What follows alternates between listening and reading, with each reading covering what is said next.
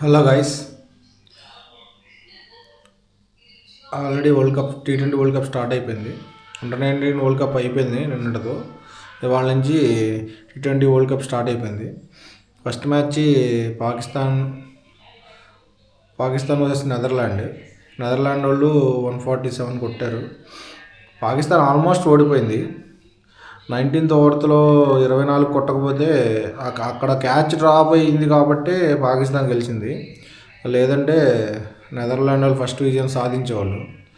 ఇంకా రెండో మ్యాచ్ వచ్చేసి వెస్టిండీస్ వర్సెస్ స్కాట్లాండ్ వాళ్ళు కూడా గట్టిగానే పోరాడారు కానీ 30 రన్స్తో ఓడిపోవడం జరిగింది.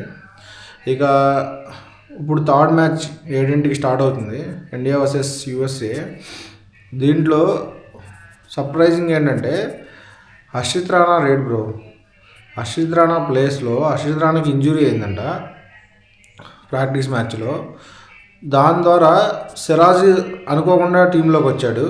టీంలోకి రావడమే కాదు, ప్లేయింగ్ 11లో కూడా ఉన్నాడు. ప్లేయింగ్ 11లో బుమ్రాని కాదని సిరాజ్ని తీసుకున్నారు. అంటే USA చిన్న టీం అని సిరాజ్ని తీసుకున్నారు. బుమ్రాకి రెస్ట్ ఇచ్చినట్టున్నారు, మెయిన్ మ్యాచెస్కి కీలకంగా మారుతాడని. సో ఈ మ్యాచ్లో మనోళ్ళు 300 కొడతారని నేను అనుకుంటున్నాను.